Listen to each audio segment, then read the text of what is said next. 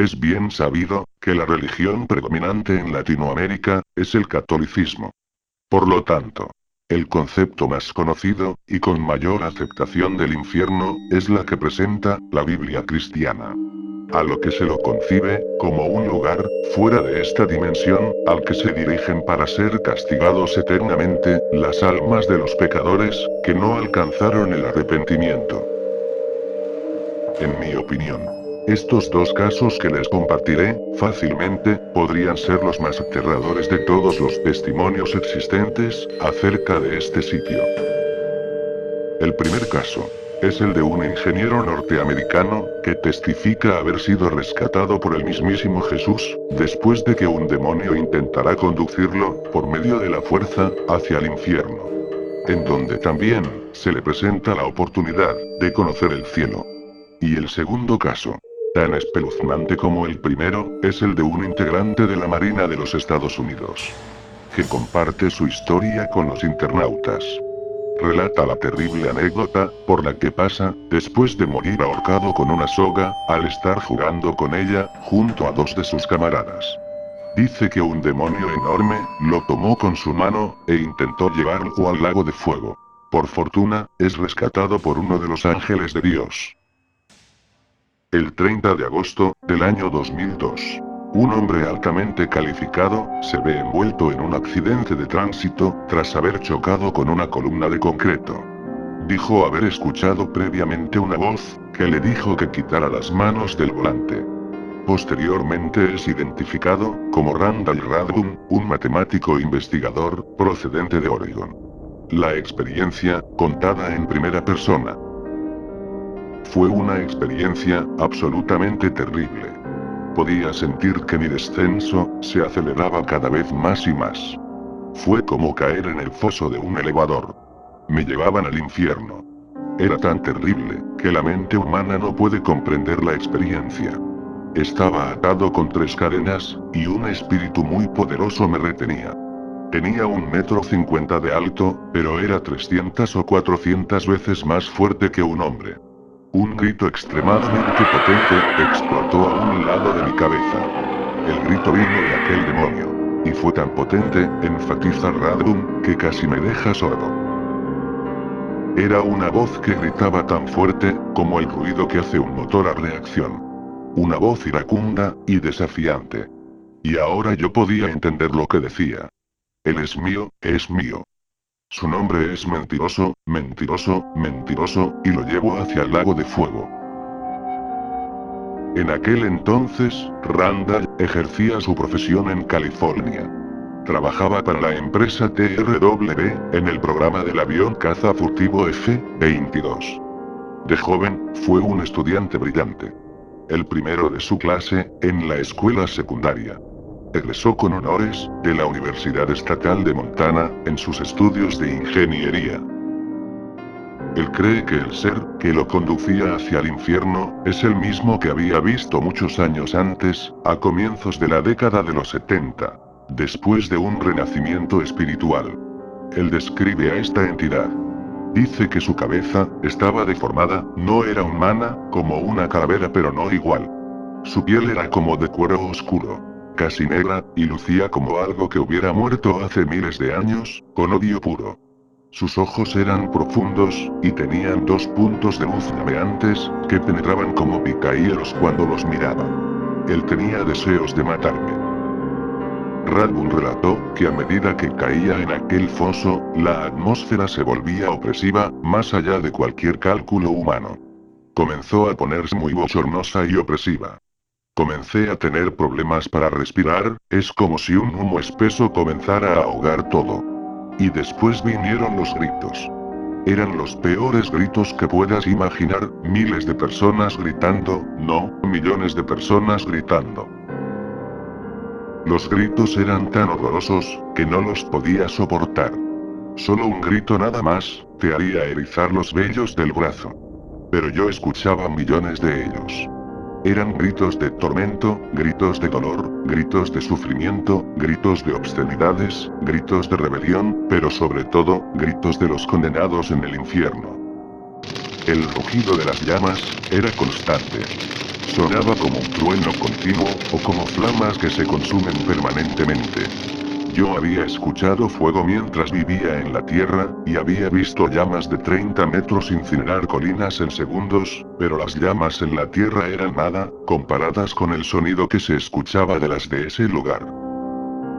El ingeniero cuenta, por lo que ha pasado en la vida, previo a este evento. Posee un historial de vida pecaminosa. Randall tenía un historial de problemas.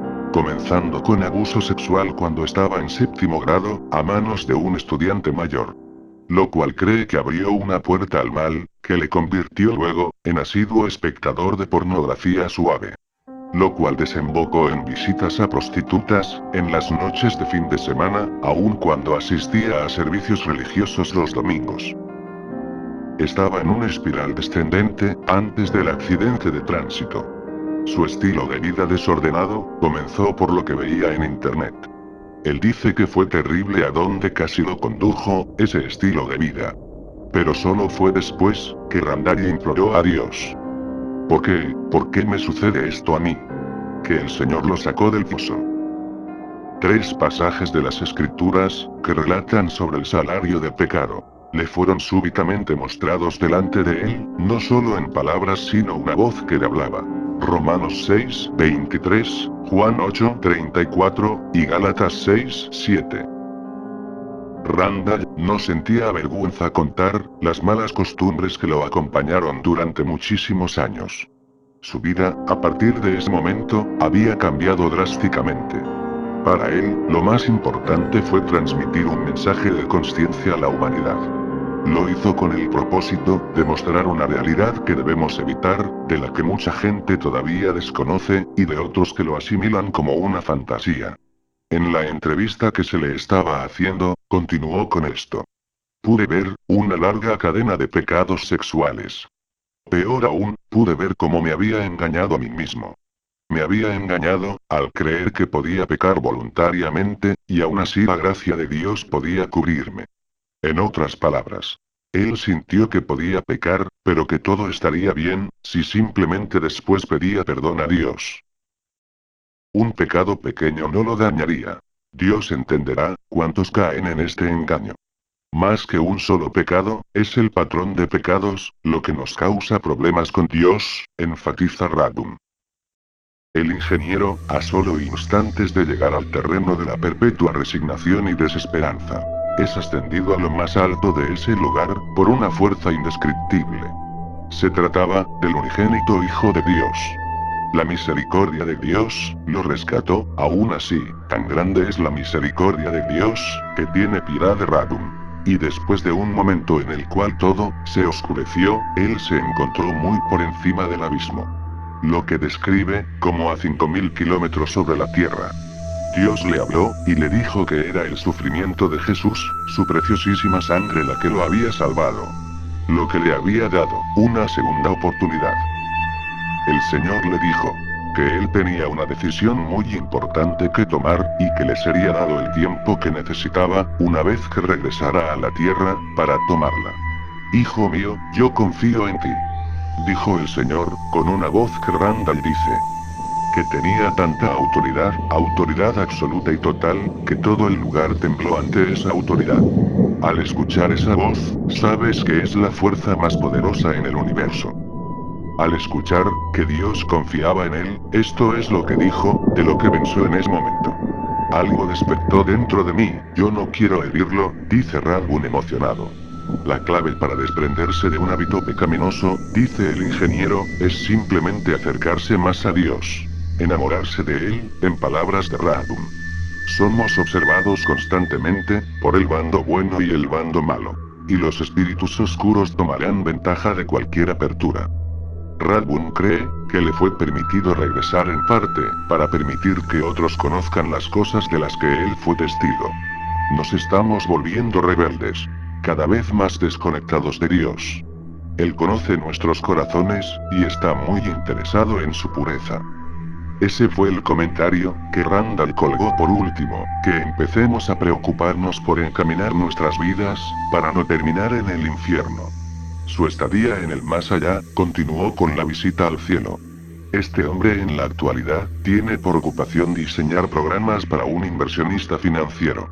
Se le permitió presenciar algunas partes del cielo, y así es como lo estuvo describiendo. Fue tan bueno como malo fue el infierno. Realmente infinitamente mejor. Agradable más allá de la imaginación. Es totalmente asombroso. Te dejará impactado. Verás como Dios es un Padre increíblemente amoroso. En el cielo, todo está vivo. El pasto allá excede con mucho al pasto de la tierra. Y había esta música de adoración y alabanza con la cual siempre te puedes sintonizar. En el cielo, todo da alabanzas a Dios. Me encontré entre flores y frutas maravillosas, un aroma a albaricoques. Totalmente delicioso y puro. Cuando era pequeño, teníamos un árbol especial de albaricoques que disfrutábamos mucho. Daba tanto fruto, que sus ramas casi se rompían con los albaricoques. Me encantó que Dios supiera eso, y que me pusiera en el cielo en un lugar que encajara, en el cual tus dones fueran utilizados. Tus dones permanecen aún después de muerto. La matemática continúa en el cielo, es un conocimiento fundamental, como la teología también es un conocimiento fundamental. Me fue permitido probar el cielo, mas no entrar a la ciudad. Y Dios guardó lo mejor para el final. Me fue permitido ver cantar a los serafines. Tan puros, tan sagrados, tan llenos de adoración por Dios, como nada que hayas escuchado jamás. Como una armonía de 16 o más partes, y llamas de santidad. Exaltaban tanto a Dios, que te derretías. Esta vez, llamas buenas. Esta vez, pureza. Esta vez las llamas del Espíritu Santo. Con esto concluye, lo que es la primera parte, de las sorprendentes experiencias, de dos personas que fueron rescatadas del infierno.